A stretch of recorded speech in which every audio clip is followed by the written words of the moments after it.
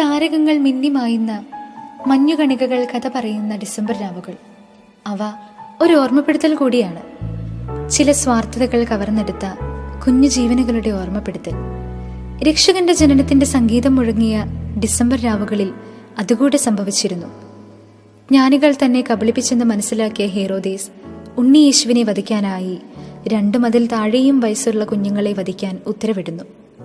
ആ ഡിസംബർ രാവിൽ ഹെറോദേസിന്റെ സ്വാർത്ഥതയുടെ വിലയായി കുഞ്ഞു നക്ഷത്രങ്ങൾ കുഞ്ഞു നിലവിളിയോടെ കണ്ണുപൂട്ടി. ഹെറോദേസ് ഇന്നും ജീവിച്ചിരിപ്പുണ്ടോ?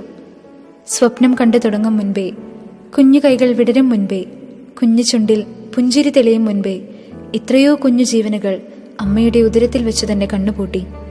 ഒരുക്കത്തിന്റെ ഈ 13-ാം ദിനത്തിൽ ലോകം കാണും മുന്നേ കൊഴിഞ്ഞുപോയ കുഞ്ഞു പൂക്കളെ ഓർത്ത് നമുക്ക് പ്രാർത്ഥിക്കാം. You are listening to FM മിന്നാമിനിങ്.